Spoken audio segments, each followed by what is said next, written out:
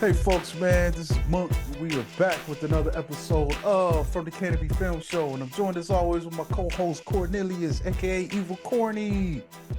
What up? What's going on, man? It's hot, Um, man. Trying to stay cool and watch some movies.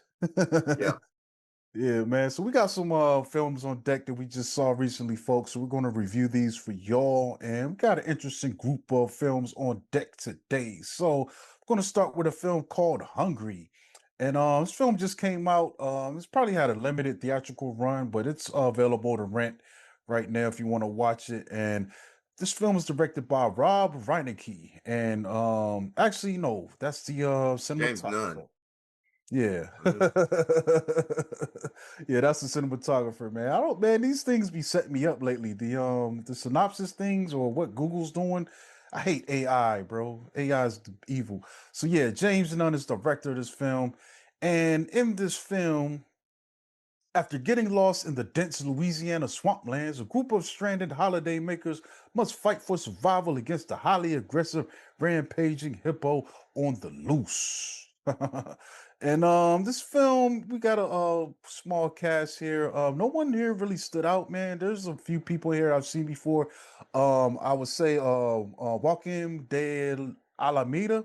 I've definitely seen him before in films, and maybe Michael Curiel. Everyone was pretty much new to me, but we've also got Madison Davenport, Tracy Bonner, Samantha Coughlin, Olivia Bernstone, River Kodak, Jim Meskimen, Joe Azzo Party, and Matthew Charlie Smith were, most of our cast in this thing.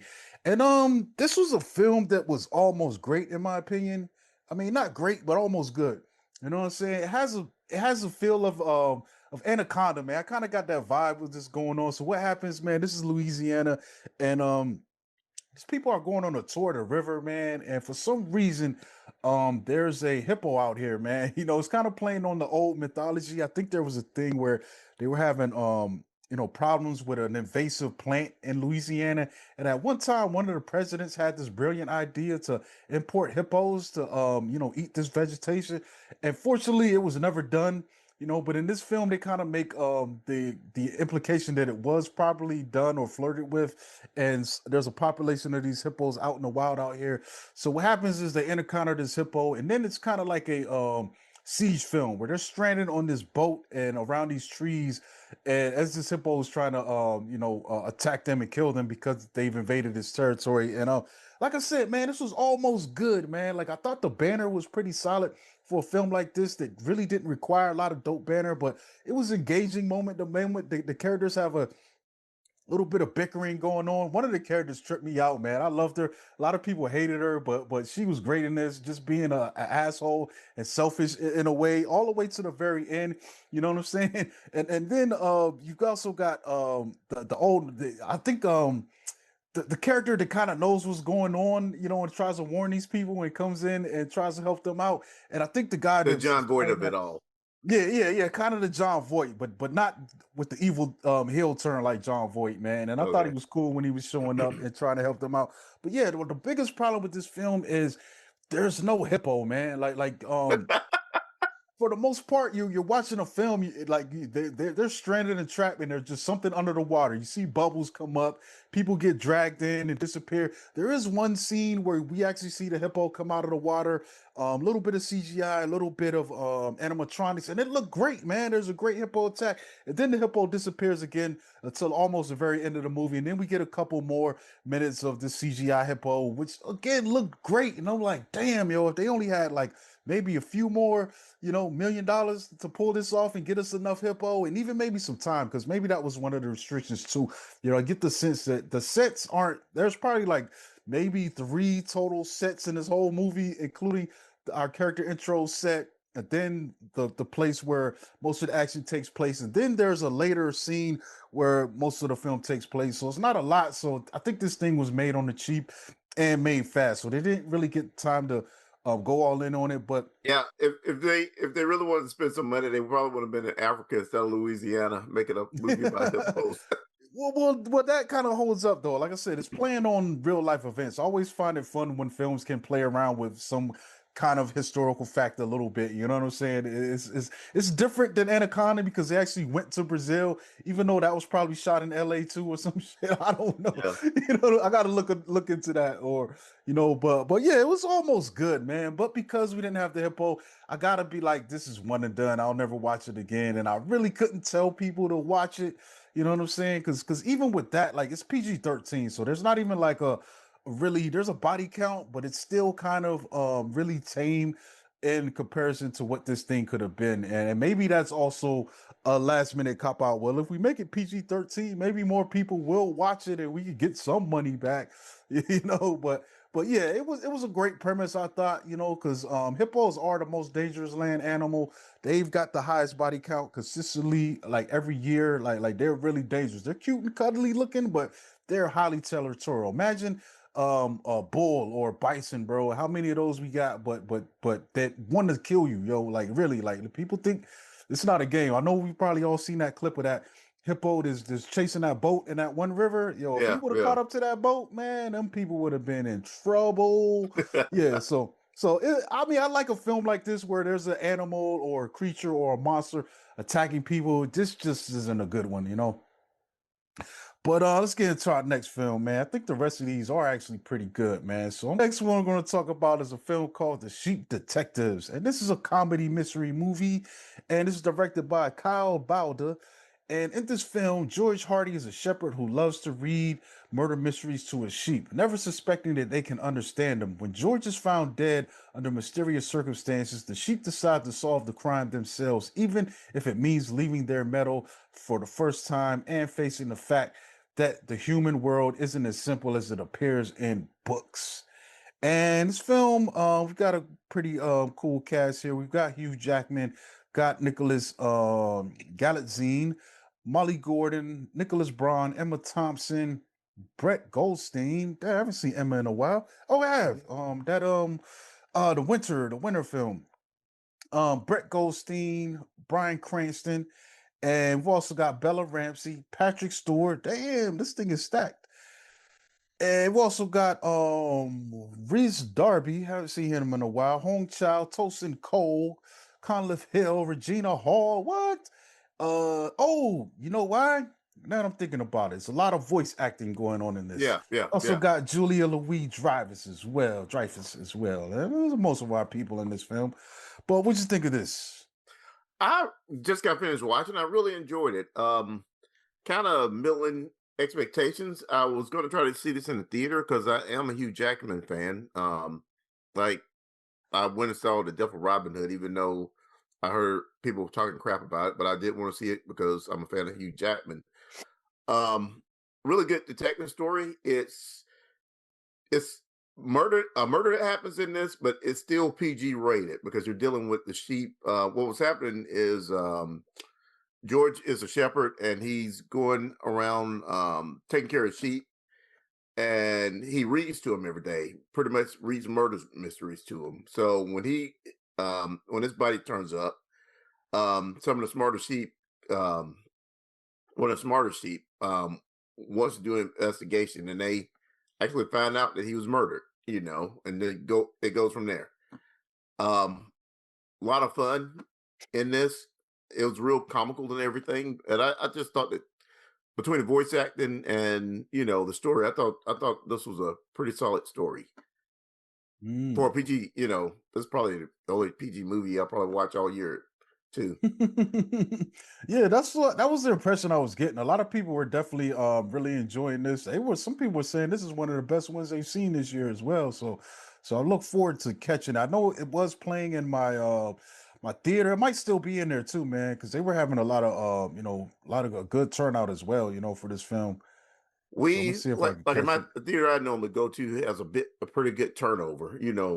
Hmm. If it doesn't do good within 1 or 2 weeks, it's pretty much It's not out of around there. anymore. Yeah. Yeah. Yeah. So But yeah, for got. some reason, I didn't get to see Toy Story. I'm not a real big Toy Story fan, but it pretty much dominated, Hmm. on all the screening rooms or whatever. Which I think they Yeah. kind of just sold half of Hmm. what they sold and had a couple more movies, in there. But I don't know.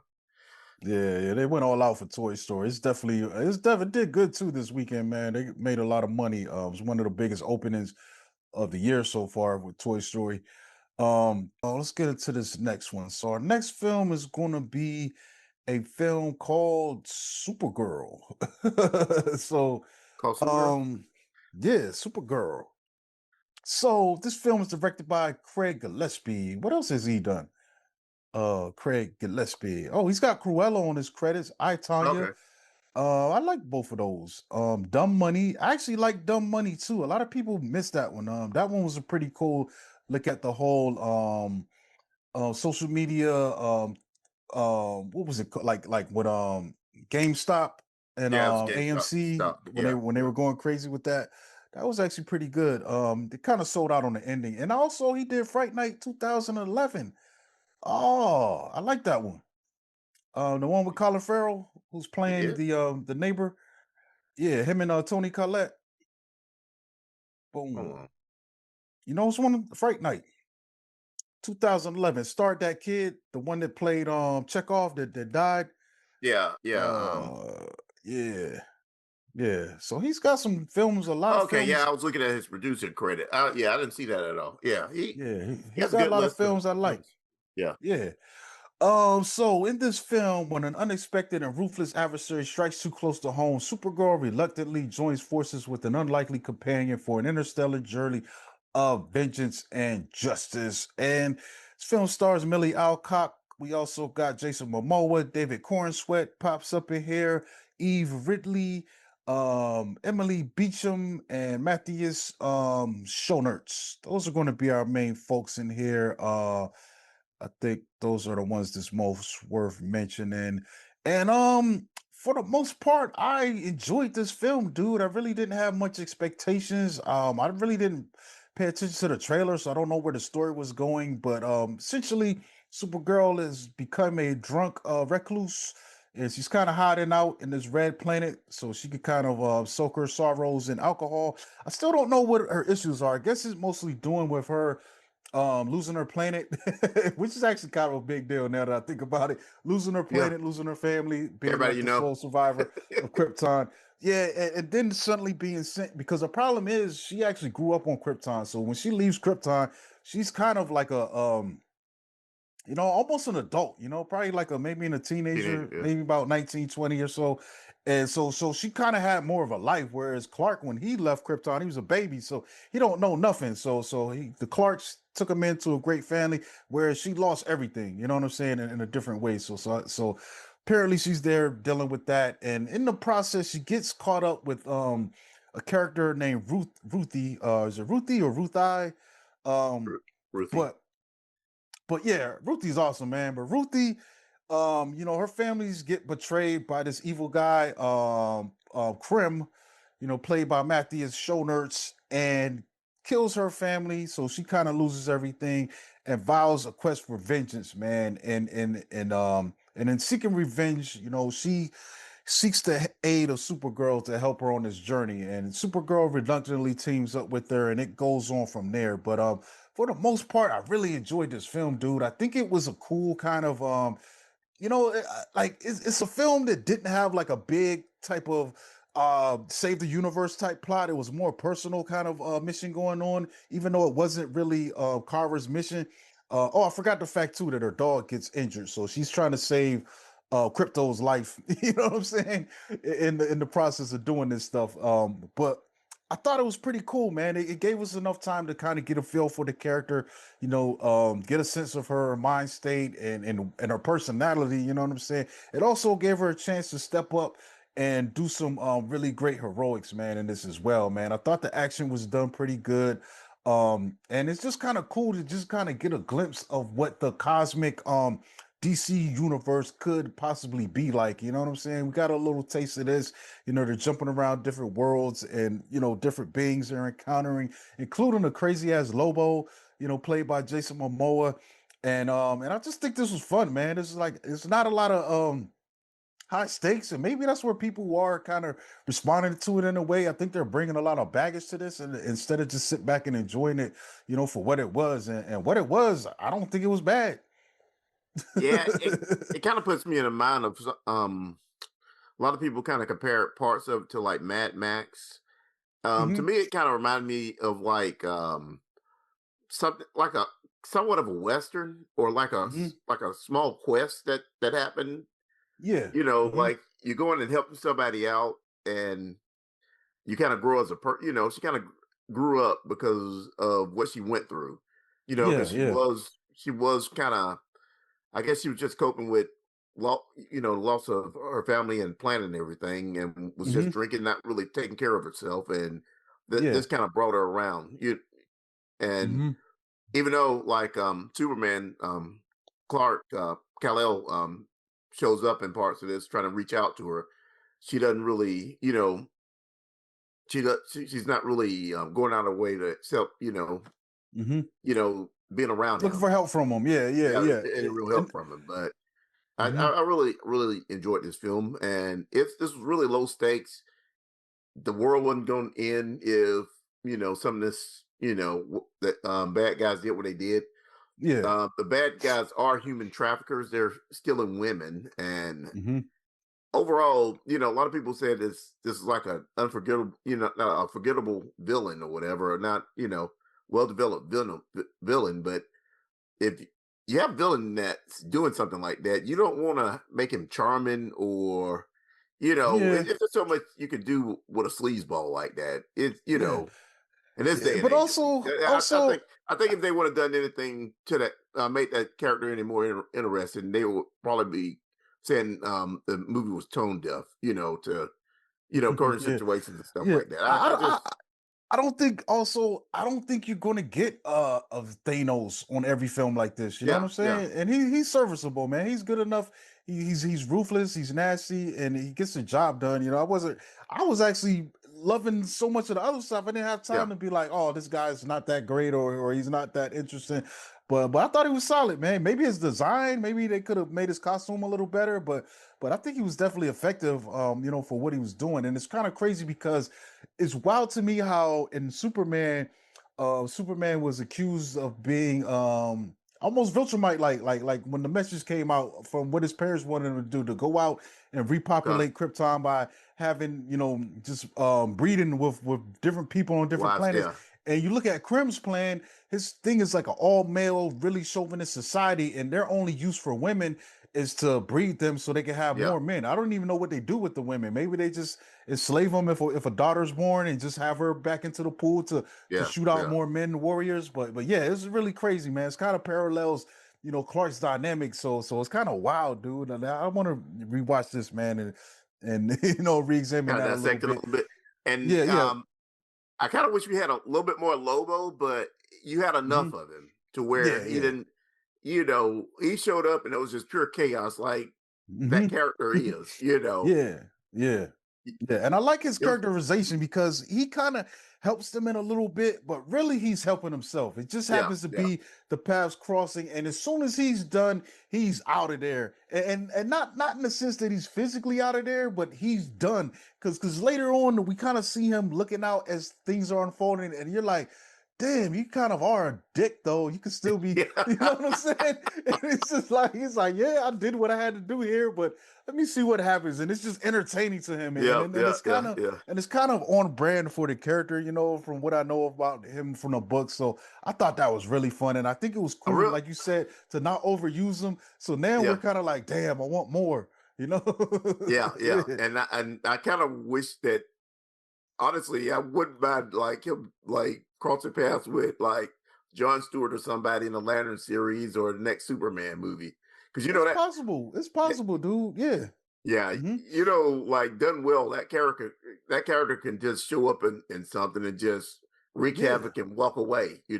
I would love to see him cross paths with Ruthie again, dude. I Yeah, think that yeah, would be fun because I don't think you know what I'm saying. Because I think he earned the real respect for her. There's one scene that happens, and you're just like, and you just looking back and like, yeah, man, she kind of owns him right now, dude. yeah, Like yeah, he can, yeah. she can see he could definitely crush her with a snap of his fingers, but nah, he's in admiration of One her, one and one of the she's things I paying liked this about this respect. story too is like Mhm. Ruthie was needing help, but she wasn't helpless. You know what I'm saying?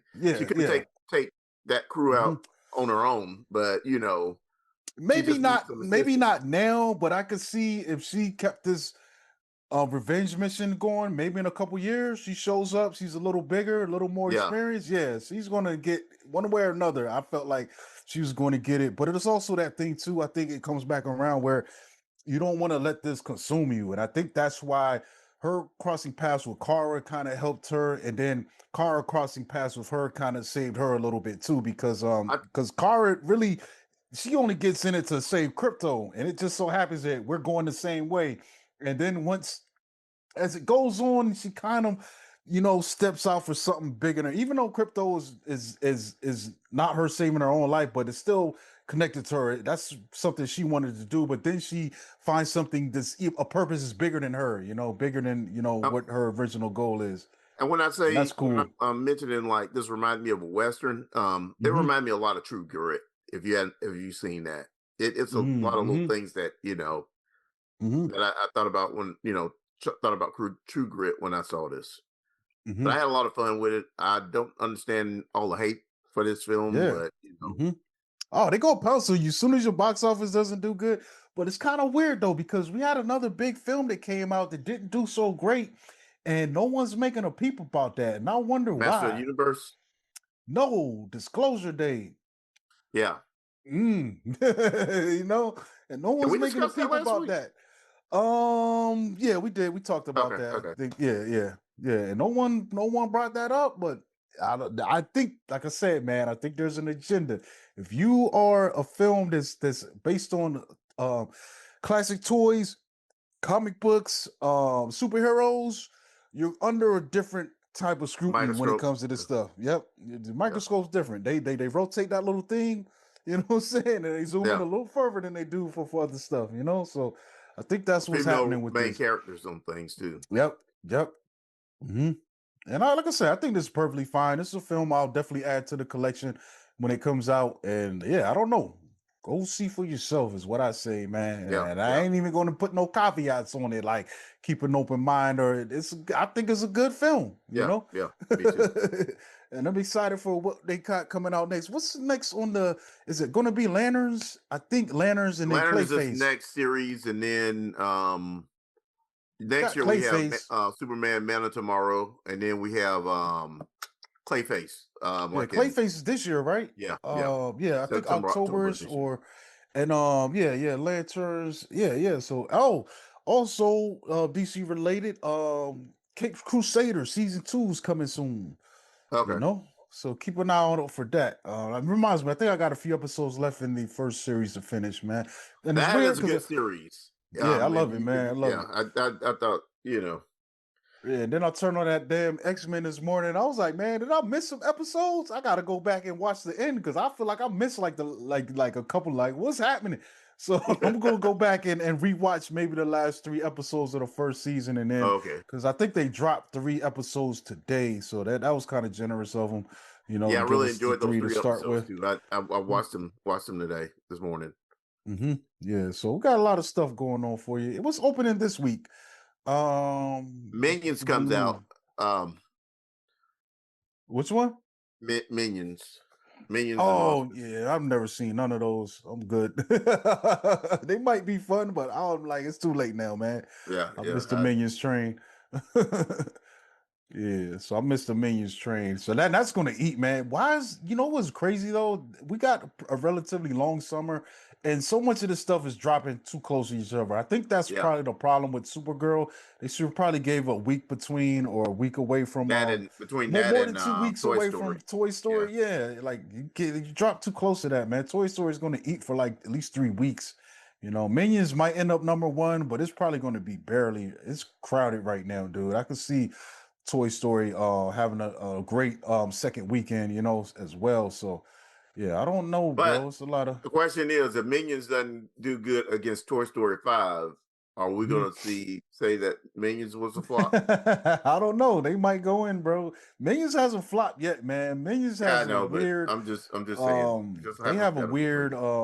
what they call it got an interesting fan base over there, man. People love those, man. Oh yeah, damn, dude, I forgot. Damn, we got Moana 2 coming in like less than two On the weeks. 10th, yeah. Moana, not Moana 2, but the Moana live action. I'm curious to see what that's gonna do. They're gonna really be waiting to cook that if it doesn't do good. We also got a film called Young Washington that I'm probably gonna skip.